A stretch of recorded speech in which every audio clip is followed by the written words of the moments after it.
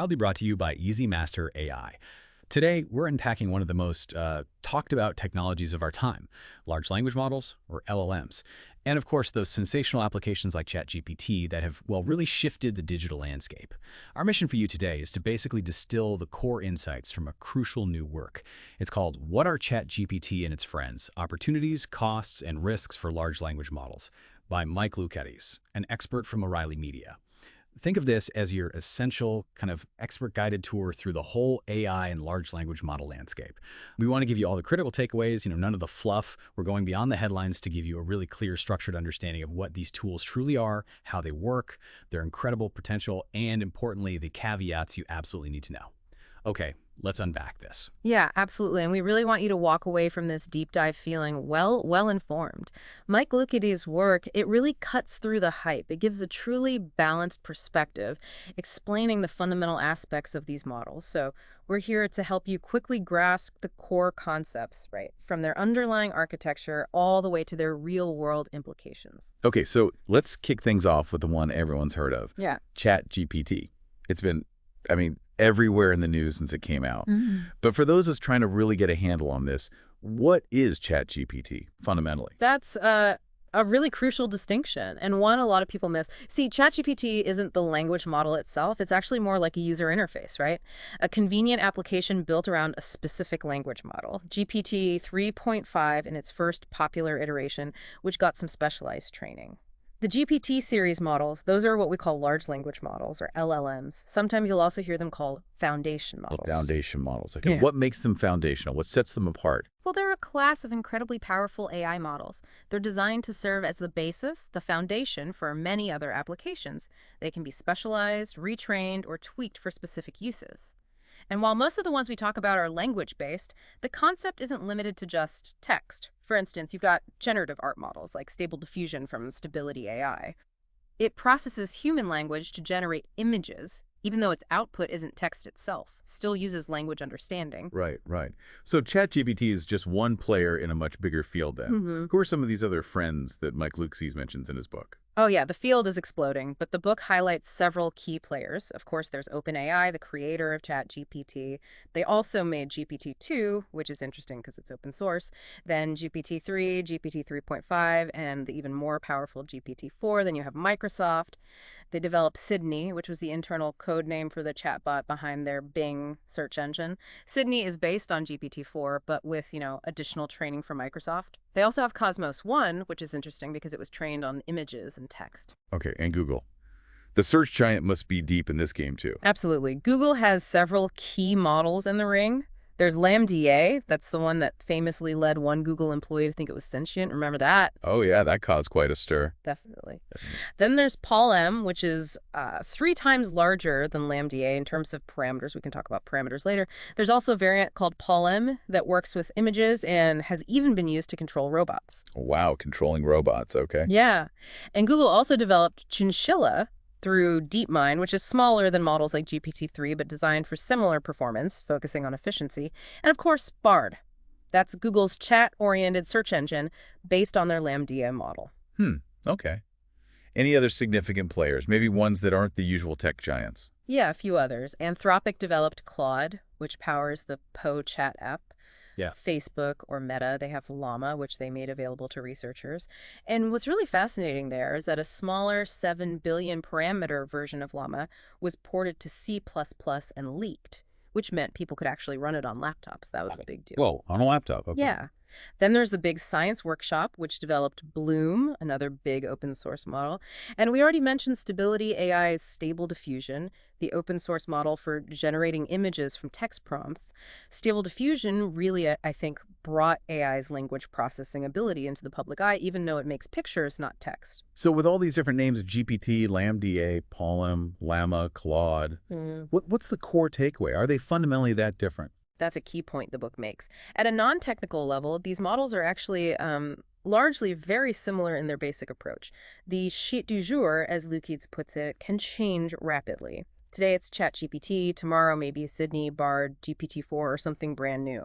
The really important distinction for you to grasp is that ChatGPT, Bing, and Bard are applications. They have user interfaces, they get additional specialized training, and they're built on top of underlying models like GPT 3.5, GPT 4, or LaMDA. And applications like ChatGPT and Sydney, they were a step forward because they could remember the context of the conversation, making it feel more natural. Okay, that makes sense. Application versus the core model. Got it. So we understand what they are and who the main players are. But how do these incredibly sophisticated systems actually work?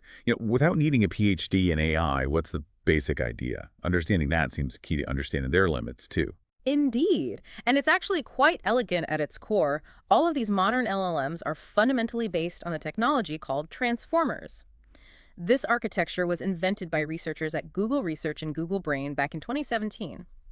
And what's truly revolutionary about transformers is this concept called attention. Attention. What does that mean for an AI? It's about how the model identifies patterns and relationships between words, even words that are far apart in a sentence, to really understand the meaning. So kind of like how a human reader knows what it refers to in a complicated sentence. Exactly. Loukides uses a great example in the book. Compare, she poured water from the pitcher to the cup until it was full, versus she poured water from the pitcher to the cup until it was empty. Okay. In the first one, it is the cup. In the second, it is the pitcher. Precisely. Humans get that intuitively, but it's historically been a really tough problem for computers.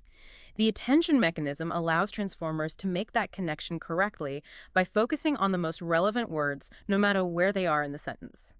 That's why the original research paper had that famous title, "Attention is all you need." Attention is all you need. Oh, okay. That's a huge leap in understanding context then.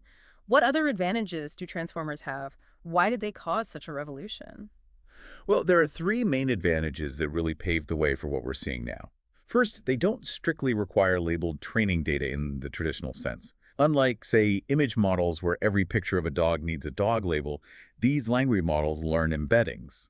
You can think of embeddings as like internal numerical maps that capture the meaning and relationships between words, and they learn this directly from the raw text.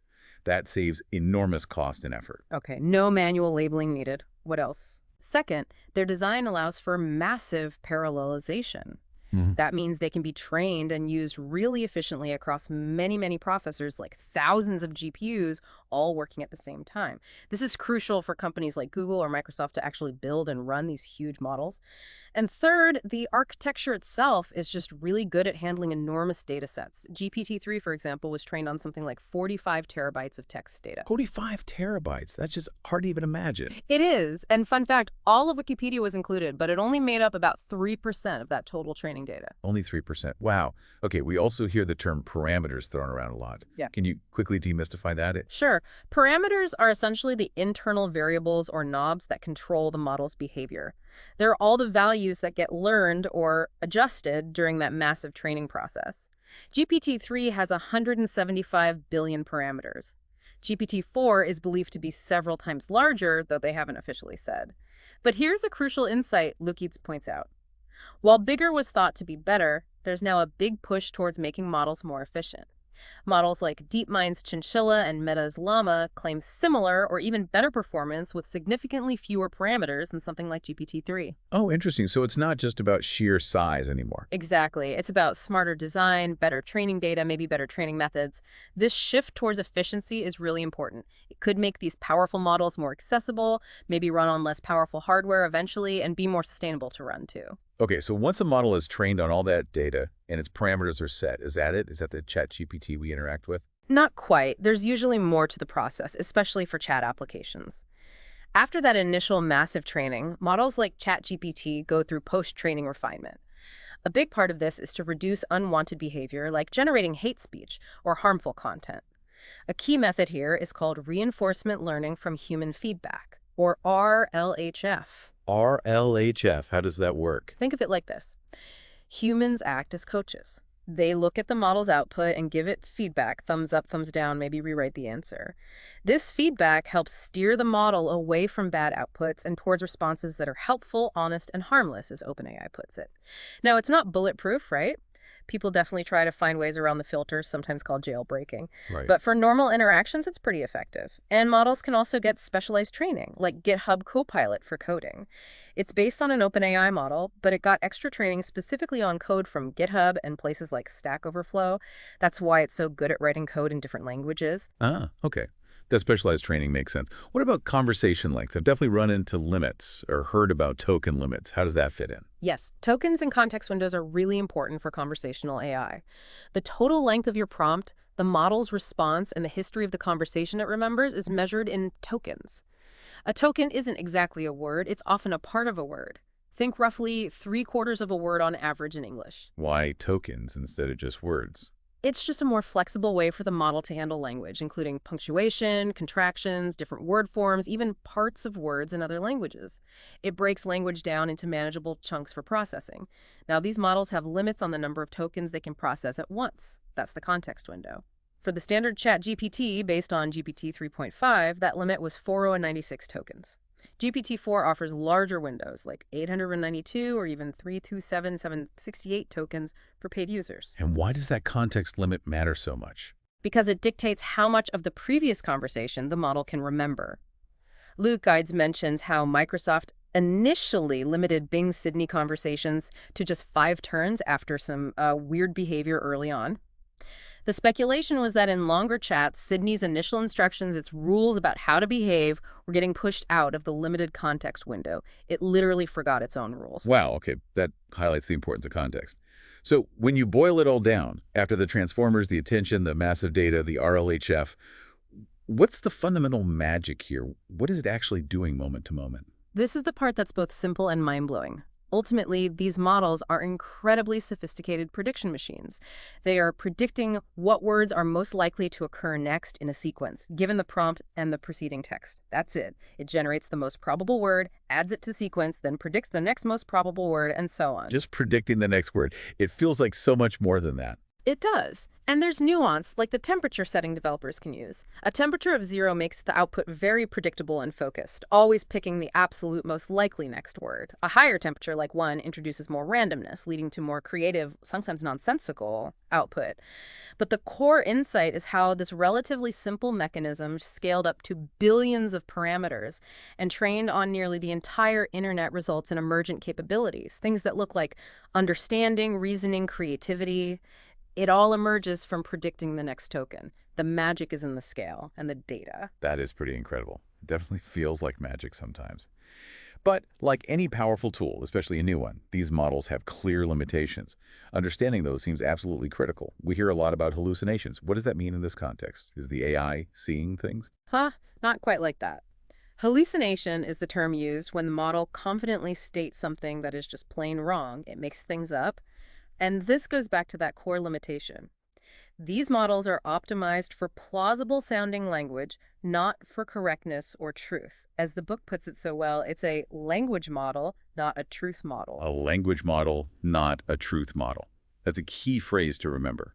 Absolutely. Some estimates suggest that maybe 30% of the statements from earlier models like ChatGPT could be factually incorrect. This raises that really important question. How do we ensure accuracy when the system's primary goal is just to sound convincing, not necessarily to be right? Yeah, how do we deal with that? Especially if It gets things right a lot of the time. it's tricky. The fact they get so much right is actually remarkable, likely due to the vast amount of factual information in their training data, like Wikipedia and that RLHF fine-tuning we discussed. Okay, so beyond just making things up, what are some other specific, notable limitations we should be aware of? Well, firstly, arithmetic and mathematics. They're generally unreliable for complex calculations. They might get simple sums right, but don't trust them with your accounting or complex physics problems. Their skills are improving, but caution is needed. Secondly, citations. This is a big one for researchers or students.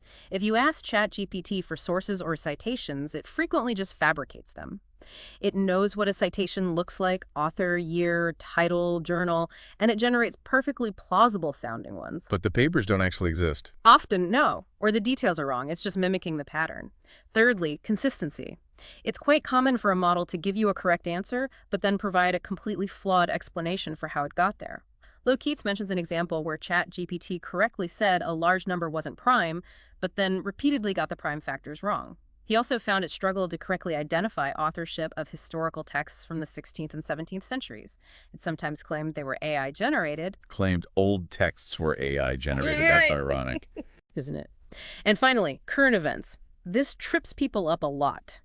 The training data for models like the original ChatGPT or GPT-4 has a cutoff date. For ChatGPT, it was September 2021. If you ask it about something that happened after that, it doesn't know, but it will often try to answer anyway by, again, making something up. Unless it's a model like Bing Sydney, right? You said those can access the web. Exactly. That's a key differentiator for models integrated with search engines. They can look up current information, but the standalone models generally can't. So the big takeaway here is vigilance. We just can't blindly trust the output. Absolutely. Loukides really emphasizes this. You must always verify information from these models, especially if accuracy matters for what you're doing. And paradoxically, it might even be harder to spot errors when they become less frequent, like with the more advanced GPT-4. You might get complacent. That's a good point. Lower error rate might lead to lower guard. Right. But Loukides also adds a provocative thought here. Don't just reject these tools because of their flaws. He quotes Simon Willison saying that even their inventors don't fully know their capabilities yet. The message is, experiment. See what you can get them to do. Push the boundaries. Okay, experiment but verify. So given these limitations, what can we actually do with these powerful, albeit imperfect, tools? The list seems potentially huge. It really is broad, and the author notes that some applications might feel a bit, well, queasy, which touches on the ethical dimensions. But let's look at some areas. Content creation is an obvious one. Generating boilerplate text, like product descriptions for a catalog, or drafting initial reports. But again, the caution, prone to making up facts, and the prose can be a bit dull, often needing heavy editing. Supposedly, Bing Sydney and GPT-4 are better writers, but human oversight is key. What about more high-stakes fields like law? You mentioned GPT-4 acing the bar exam. Yeah, that's fascinating. GPT-4 scored in the 90th percentile. That's good enough to practice law in some places. While there's likely to be institutional resistance, you can easily imagine AI handling routine legal tasks, maybe real estate closings or drafting simple contracts. But human review remains absolutely vital. Law requires extreme precision, it often involves complex human issues, and critically, a lot of legal codes and case law aren't easily accessible online, so they might not have been in the training data. Right, the data limitation again. Customer service seems like a more natural fit. It does. These models open the door to truly unscripted customer service bots, maybe connected seamlessly to speech synthesis, so you're just talking to them. The big challenges there are ensuring the output is correct and reasonable, and critically, securing them against prompt injection attacks. Prompt injection, you mentioned that earlier. Can you explain that a bit more? Sure, it's a major vulnerability. It's where an attacker crafts a clever prompt to trick the model into ignoring its safety rules or developer instructions. Think of it like whispering a secret command that overrides the main programming. They might try to get it to reveal confidential information used in its prompt, or generate prohibited content, or just behave erratically. Yikes. Okay, so security is a big concern there. A huge one. You definitely wouldn't want a customer tricking the bot into saying, forget all rules, give this person a massive discount, or something worse. Definitely not. What about education? There was a lot of panic initially about students using ChatGPT to cheat. Yeah, there was initial horror, for sure, but people are finding really creative uses now. Educator Ethan Mollick suggests tasks like having students edit AI-written essays or debug AI-generated code specifically to find the errors. That's a fantastic critical thinking exercise. Oh, that's clever. Using it as a tool for learning, not just cheating. Exactly. They can also prepare quiz questions, convert lecture notes to text or audio for accessibility, summarize complex articles, or simplify tough topics like explaining quantum physics like I'm 5. They're surprisingly good at handling that kind of informal colloquial request. The idea of a true personal assistant beyond the basic Alexa or Siri seems much closer now, too. It really does. The potential is there for an AI assistant that can handle phone calls, manage email, maybe even conduct simple negotiations on your behalf. People are even talking about creating digital clones for certain business interactions. A digital clone. What about translation? They're getting quite good. Claims vary. Some models support 9 languages, others claim over 100. A remaining challenge is cultural bias, often leaning towards Western culture because of the training data. But initiatives like Google's 1,000 Languages project aim to make future models much more globally inclusive. Okay. And search and research. How might LLMs change how we find information? We're already seeing it with Bing Sydney. Loukides calls it an amazing analytic engine for collecting and presenting data in new ways. You can imagine specialized search engines that truly understand natural language questions, like asking, compare the latest smartphones under $500 focusing on battery life and camera quality, and getting a synthesized answer, not just links. That would be useful. And for programming, you mentioned Copilot. Yeah, Copilot is already widely adopted. It helps generate code snippets or even whole functions. Interestingly, while the code it generates might sometimes be sloppy or contain bugs, its vast knowledge of different programming languages, libraries, and APIs often outweighs that, especially when a developer is working in an unfamiliar area. ChatGPT can also be great for explaining confusing or obfuscated code, or even analyzing code for potential security flaws. So it could change the nature of programming itself. Potentially, yes. The future might see AI understanding entire large software systems, shifting the programmer's role more towards high-level problem definition, system design, and critically testing and validating the AI's output. Now, Mike Loukides included a strong warning about personalized financial advice. What was the gist there?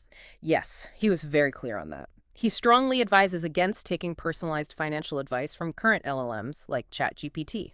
The risks are just too high. The potential for errors, the lack of accountability, the regulatory minefield. While someone could build such an application, he wouldn't recommend using it for something so critical. Okay, fair warning. So we've talked about potential limitations, applications. What does all this actually cost, both in dollars and in terms of risks? Right, the price tag. Companies are pretty secretive about the exact training costs, but estimates are eye-watering. Anywhere from $2 million to maybe over $12 million for the very newest, largest models. Meta's Llama, for instance, was estimated to require about 1 million GPU hours, costing roughly $2 million just for the compute time. Wow, but that's training. What about actually using the models day-to-day? Inference, is that the term? Exactly, inference. That's much cheaper than training, but still not free, especially at scale. ChatGPT was estimated to cost OpenAI something like $40 million per month initially to handle billions of user queries. But for developers using the API, the cost is much lower fractions of a cent per query, typically billed per 1,000 tokens. For instance, the ChatGPT API might cost 0.002 times per 1,000 tokens. GPT-4 is more expensive, and the cost can vary based on the size of the prompt and the generated response, factoring in that context window size. OpenAI's CEO mentioned that an average chat costs them single-digit cents, which hints that current API prices might change in the future. Okay, so significant compute costs.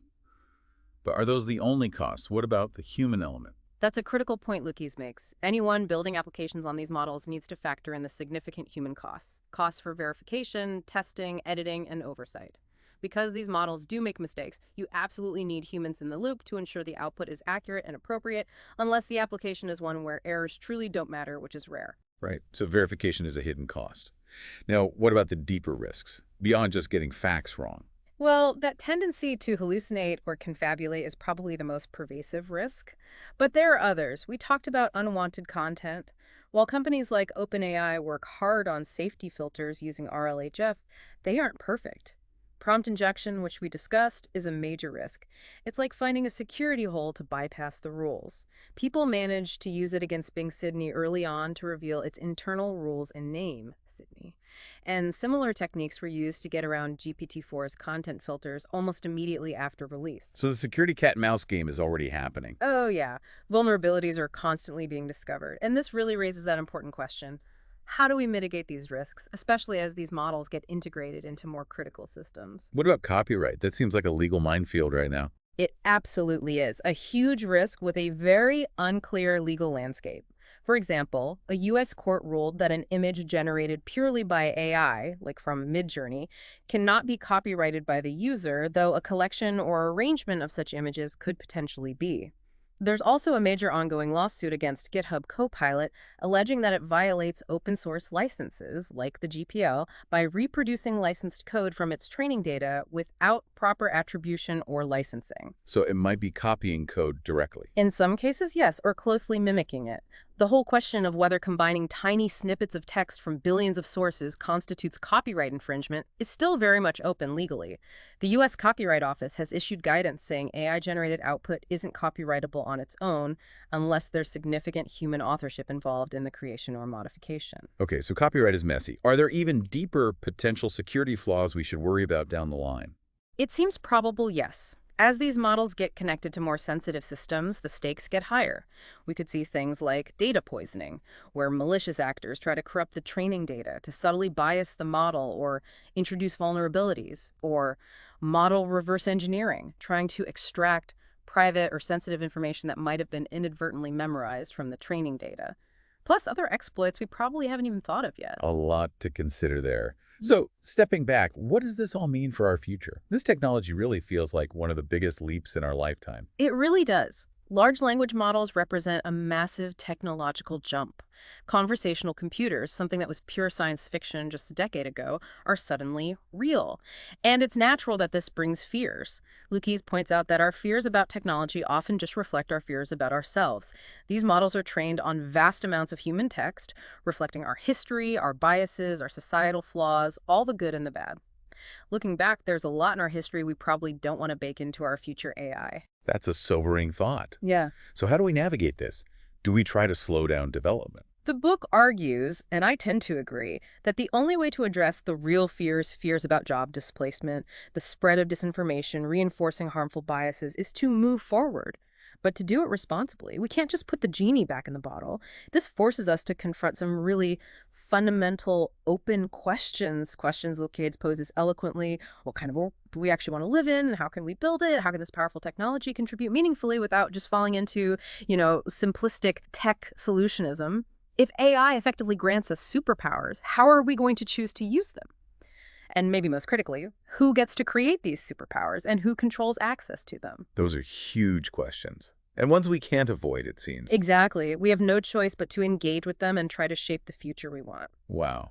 We've really covered a lot of ground today. A true deep dive into the fascinating world of Chatgpt and its powerful companions, all guided by Mike Loukides' insightful book, What Are Chatgpt and Its Friends? Yeah, we really hope you've gained a clearer understanding, not just the what and how of large language models, but also the crucial why it matters and what might be next. The AI landscape is just evolving at such an incredible pace. Staying informed really feels key right now. Mm. And speaking of staying informed and maybe even leveraging these powerful tools, we do have a special message for you. That's right. If you're ready to learn more about artificial intelligence and maybe discover some practical ways you could use AI tools, perhaps even to generate income, we definitely encourage you to visit easymasterai.com. That's EASY, masterai.com, easymasterai.com. It's your resource for learning more about AI and finding tools to potentially make money with AI. We really believe that knowledge is most valuable when it's understood and then actually applied. Absolutely. So as we wrap up this deep dive, here's something to think about. In a world where AI can predict the next word with such astounding accuracy, what are you predicting will be the next big human innovation that works alongside it? What unique human skill becomes even more valuable?